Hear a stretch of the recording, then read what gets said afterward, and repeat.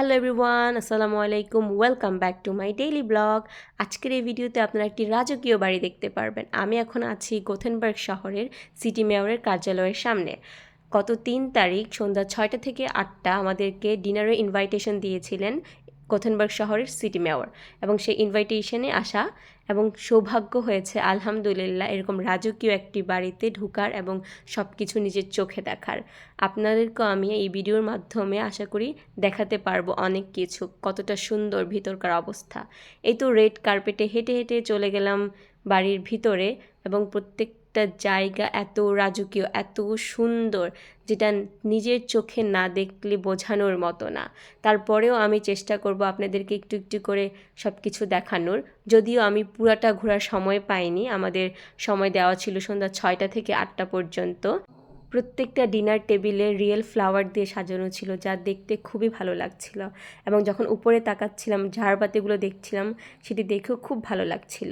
এই তো তারপর চলে আসলেন মেয়র, এবং তিনি খুবই শর্ট একটি বক্তব্য দেন এবং সেখানে গোথেনবার্গ শহরে আমাদের আসার জন্য ওয়েলকাম করেন।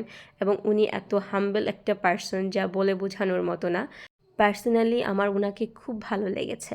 তারপরেই তো চলে গেলাম ডিনারের জন্য, এবং প্রত্যেকটা জায়গা, প্রত্যেকটা ঝাড়বাতি, দরজা এবং দেয়ালে টানানো ছবিগুলোও ছিল অনেক সুন্দর।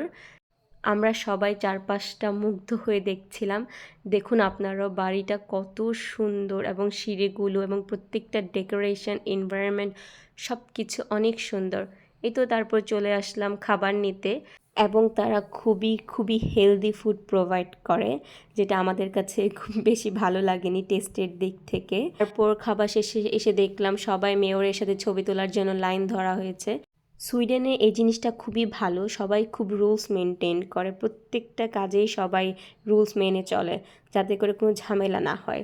এই তো এটি একটি রুম, প্রবাবলি এই রুমে বসে সবাই আলোচনা করে মেয়ররা। রুমটি খুবই সুন্দর ছিল।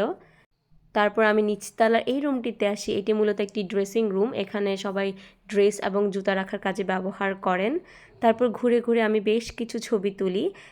প্রত্যেকটা জিনিসই রাজকীয়, এবং প্রত্যেকটা ছবির নিচে সেটির নাম এবং কত সালে সেই জিনিসটি বানানো হয়েছে, বা রাজাকে কেউ গিফট করেছেন, সেই সব কিছু লেখা ছিল। এবং আরও অনেক ছবি এবং মূর্তি ছিল, যেগুলো আমার ছবি তোলা হয়নি। আসলে আমি প্রত্যেকটা জায়গা দেখে এত মুগ্ধ হয়ে যাচ্ছিলাম যে আমার ছবি তোলার কথাও মনে ছিল না। তারপর যতটুকু পেরেছি আপনাদের সাথে শেয়ার করছি। আশা করি আমার ভিডিওগুলো ভালো লাগছে আপনাদের কাছে।